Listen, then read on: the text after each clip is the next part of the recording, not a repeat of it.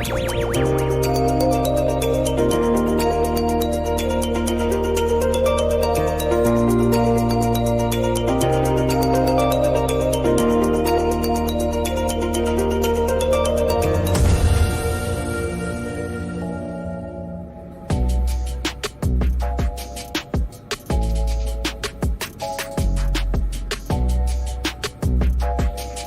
Dave, merci beaucoup. Merci Je vous en beaucoup prie. pour cette robe que tu as cousue pour moi. Ça vous va très bien. Oh, merci Dave. Bon, alors il ne faut pas cacher quand même que tu es mon styliste, mon créateur, mon couturier attitré. Et tu es plus que ça parce que tu me permets aussi, dans Lomé et au-delà de Lomé, d'aller découvrir d'autres artisans qui ont une énorme fierté. Et là, dans cet épisode de Destination Culture, on va aller voir un artisan qui est très particulier parce que c'est lui qui fait qui fait la broderie. Ouais, les broderies. Donc toi, tu fais tout. Oui, je fais la fabrication du pagne batik, je fais la couture, tout, mais c'est lui qui me fait la broderie parce que lui, il était très spécialisé dans la broderie, surtout la broderie petit fil. Alors, broderie petit fil, c'est ça là? Oui, c'est oui. ça. Donc, on va y aller ensemble. On va aller découvrir notre ami Germain qui fait la broderie pour toi. Oui. Et puis, on va aller aussi, je vais te faire découvrir un autre créateur, un autre artisan très fier de son travail. Et lui, il crée des paniers, des lipicots. Et tu vas aller voir, il est super. Il n'est pas très loin d'ailleurs de chez Germain. Waouh, j'ai hâte de le voir même.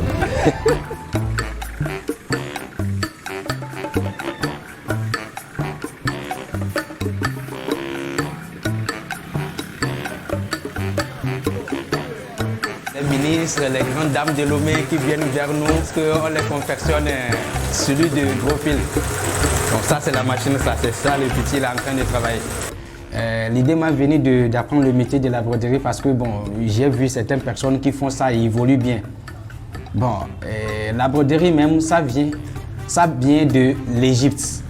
Au temps de Pharaon, ce sont les habits que Pharaon portait et à quelques années après, bon, ça s'est éparpillé dans le monde entier. Bon, et quand ça s'est éparpillé dans le monde entier, tout le monde essaie de modifier ça à sa façon. Bon, moi particulièrement, je travaille d'une manière, quand je vois la nature, tout ce que je vois, je peux le transformer en broderie. Donc ça c'est du coton qui vient du Nigeria Et en plus, et de l'Inde. Et de l'Inde. Oui. C'est un coton particulier pour que ce soit très solide. Oui, particulièrement pour que ça ne se décolore pas après, il faut que ça soit du vrai coton. Si c'est du vrai coton, ça passe et c'est du bien. Ça c'est important parce que quand tu vas laver tes pagnes, Vraiment, quand c'est lavé, il ne faut pas que ça dégorge sur le tissu. Oui, vraiment.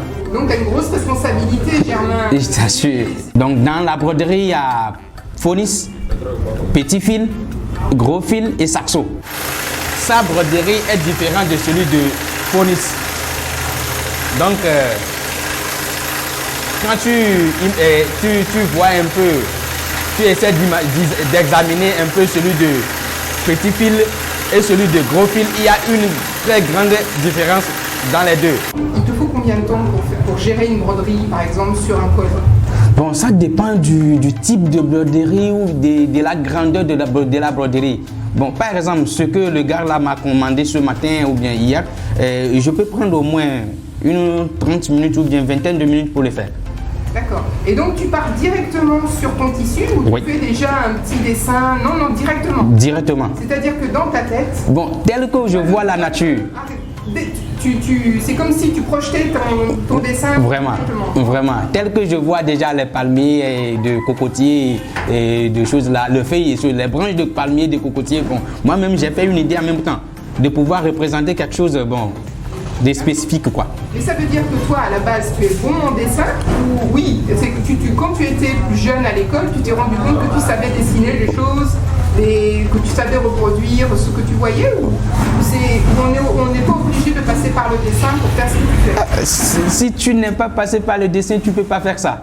Donc depuis les bancs, bon, moi je faisais déjà les dessins. Et après quand je suis rentré dedans, bon, c'est un peu facile pour moi.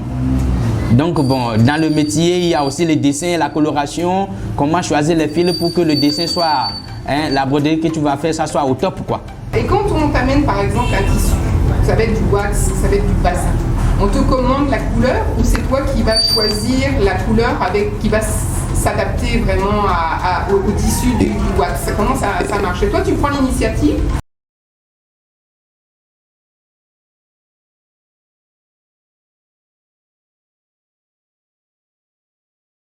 Pour pouvoir te faire la broderie. D'autres me disent, bon, fais ton choix.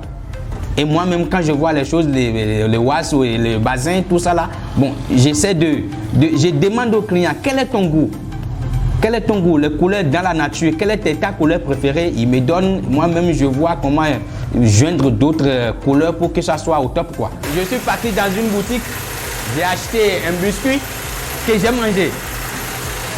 Un biscuit que j'ai mangé, j'ai vu la forme du biscuit, je me suis dit, bon, avec la forme là, je peux essayer de faire quelque chose, quoi. C'est ça qui a fait que j'ai confectionné ceci pour lui. Bon, de l'autre côté, j'ai vu ça là, je me suis dit que quand tu vois un peu le milieu, tu verras que c'est sous forme de cœur. C'est une cœur que j'ai dessinée et j'ai essayé de le protéger.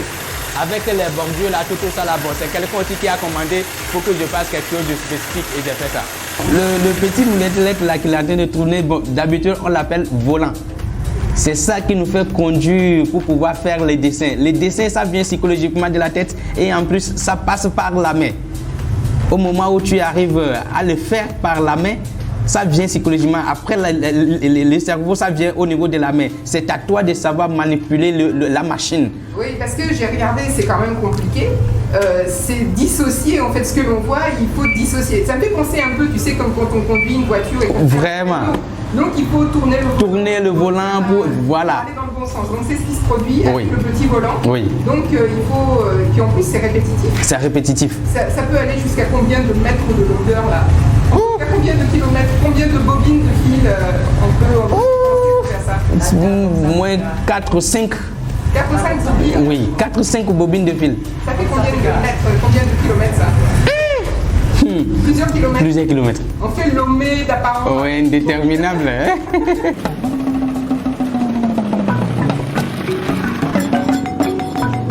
Je suis dans ce domaine, ça fait déjà presque 20 ans. Puisque, bon, et quand tu es sorti d'une famille, bon, peu riche, donc là, toi-même, tu as envie de faire certains services. Donc là, bon, c'est à base de ça que je me faisais des petits paniers. Donc tout ce que je trouve, je la trace et donc je vois que ça devient intéressant aux yeux des gens. Donc là, j'ai voulu la développer, la blanchir pour montrer aux gens qu'il y a des seaux, mais il n'y a pas de seaux métier. Ah oui.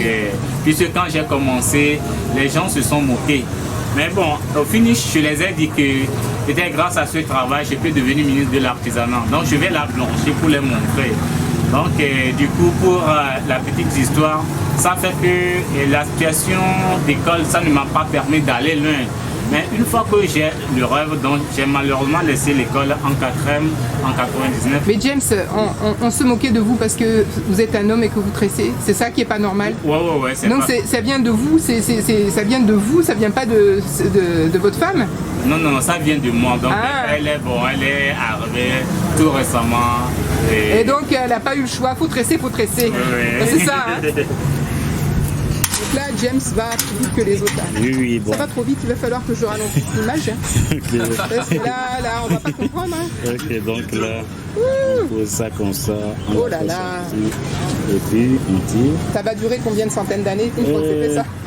Au moins, non, même plus d'une centaine d'années. Oui, parce que ça là, ce ne sont pas des trucs qui vont, sauf si le feu ne l'a pas atteint. Ah, il y a que ça qui peut atteindre, sinon il n'y a pas de souci. Oh, il n'y a pas de souci. Tu peux pleuvoir fatigué là-dessus. Quand ça se salisse, donc là, tu peux même laver ça avec l'eau et puis bon là, la vie recommence. Comme quoi, on peut être un homme et avoir des doigts aussi, aussi autant de dextérité que les mains de femmes. Effectivement. Ah, ça c'est une bonne chose. Il se disait que c'est un travail de femme, ça ne peut pas m'amener là sur le plan économique et tout.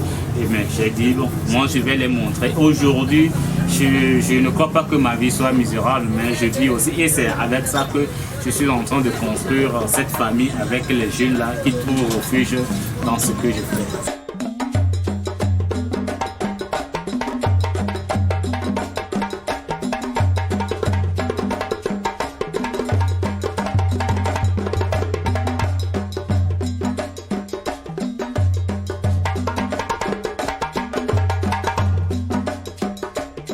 Vous allez chercher la corde, enfin les petites cordes en nylon, là, vous allez chercher ça où? Donc les cordes, d'abord on les achète au grand marché. Donc il y a deux types de cordes. Il y a des cordes pleines comme ça, c'est avec ça qu'on fait les sacs.